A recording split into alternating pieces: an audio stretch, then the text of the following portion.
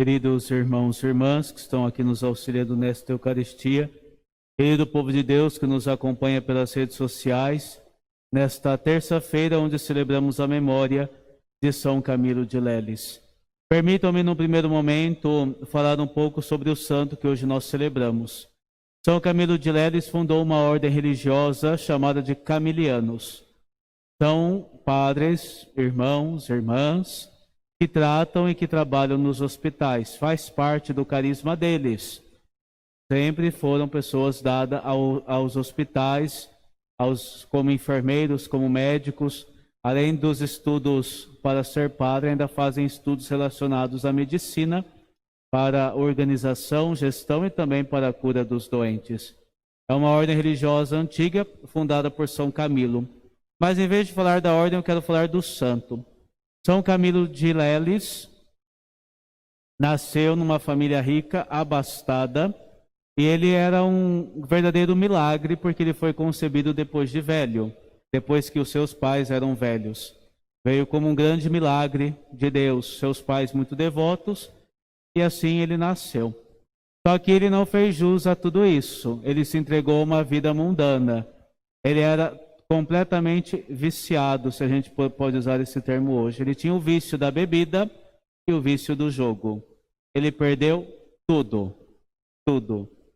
Depois se alistou no exército, conseguiu se recuperar um pouco, recebeu uma chaga no pé que o acompanhou até o resto da vida, algo que não se curava, foi se restabelecendo economicamente e caiu novamente no vício. Teve outras recaídas e numa dessas ele disse que iria se fazer capuchinho e entrar numa congregação e ia ser ordenado. Foi assim, de guerra em guerra, ajudando aqui e ali, e depois um dia onde ele tinha perdido novamente tudo, ele bate na porta de um convento e lembra-se do seu voto, da sua promessa, e ali dá a sua verdadeira conversão. Ali, ele entra nessa ordem, abandona tudo isso e passa a se dedicar exclusivamente aos doentes, cuidando de todos eles, dando remédio, assistência, fazendo isso, fazendo aquilo. Foi educado por São Filipe Neri, a qual nós celebramos no mês de maio, a sua memória. Foi educado por ele, ordenado sacerdote e assim fundou essa ordem. E assim foi vivendo sempre no trato.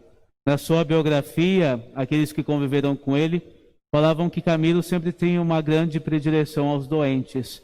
Estava com eles, contemplando-os como se estivesse contemplando a Cristo na cruz, doente e chagado. Por isso que a antífona de entrada faz memória disso. Quando me vistes doente, me fostes visitar. São Camilo pegou isso sempre. Teve uma vida conturbada, sem dúvida nenhuma, mas com uma real conversão a Cristo, mudou completamente a sua vida. Hoje ele é invocado como padroeiro dos enfermos, dos hospitais e de todos aqueles que trabalham nisso. Mas a sua vida é exemplo para nós. Muitas vezes somos nós também que estamos entregues aos diferentes vícios da nossa sociedade. Nunca se considere um caso perdido. De alguém desse jeito, Deus fez um santo, um exemplo para cada um de nós, para que também nós possamos nos converter e mudar de vida. Afinal, se não tivermos fé, como poderemos nos manter de pé? O final da nossa primeira leitura de hoje, do profeta Isaías, termina exatamente assim. Se não confiardes, não podereis manter-vos firmes. Se não temos fé, é impossível manter-se de pé. Não tem como. Aqui, quando o profeta Isaías falava, era muito simples a questão. Aquilo que o Padre já disse tantas vezes.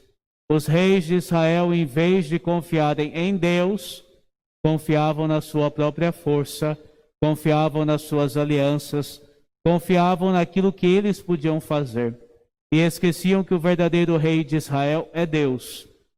Por isso Isaías vem e fala: se vocês não confiarem, se vocês não tiverem fé, vocês não vão ficar em pé, como de fato a história conta que não tiveram fé e o povo saiu cativo para o cativeiro da Babilônia. A fé. Deus pediu apenas uma coisa, a fé. E isso eles não conseguiram dar. Isso também é aquilo que diz Jesus no nosso evangelho de hoje, a fé.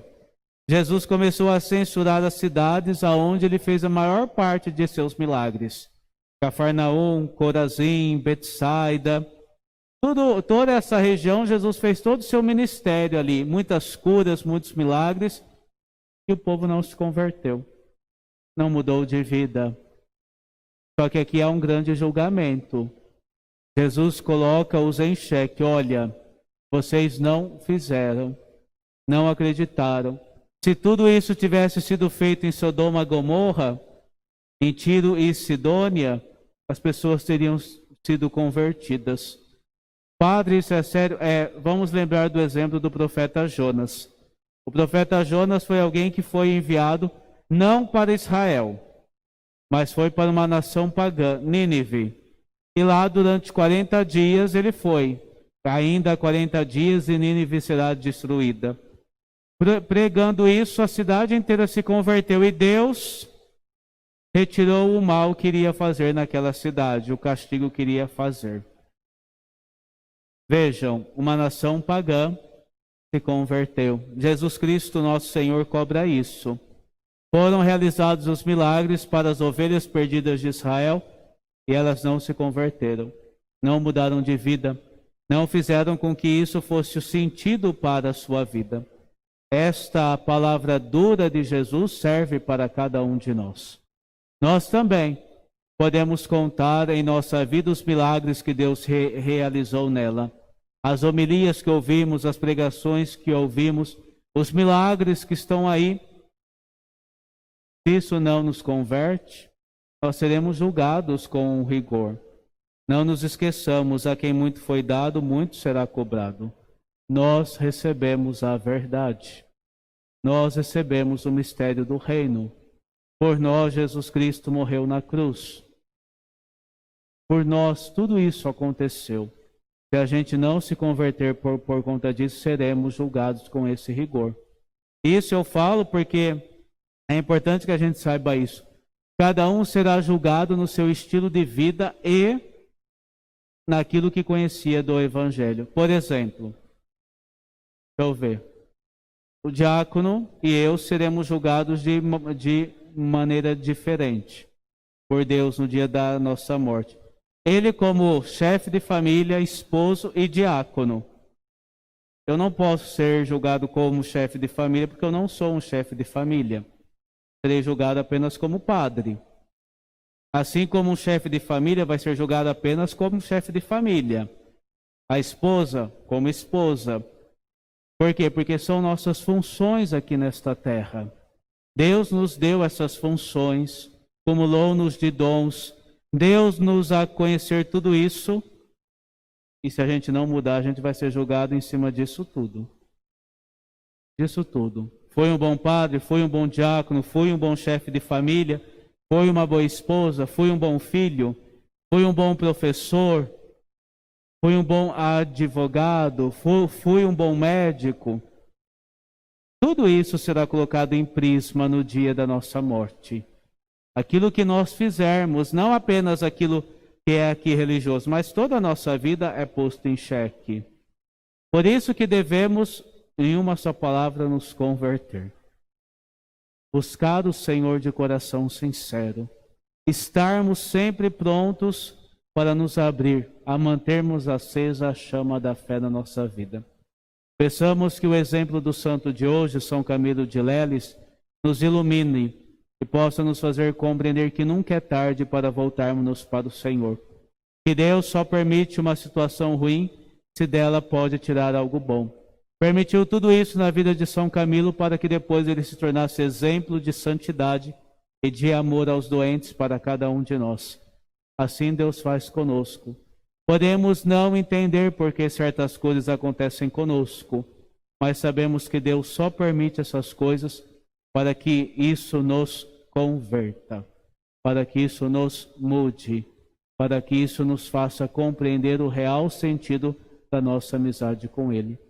São Camilo de Leles também interceda pela vida de todos os enfermeiros nos hospitais, principalmente neste tempo de pandemia que estamos vivendo, para que os enfermeiros e os médicos tenham a coragem, a paciência e a mansidão, e saibam reconhecer em cada enfermo a presença de Cristo Jesus, nosso Senhor. E assim, cuidando de Jesus Cristo nesta vida, todos nós possamos um dia alcançar o reino eterno. Que assim seja. Amém.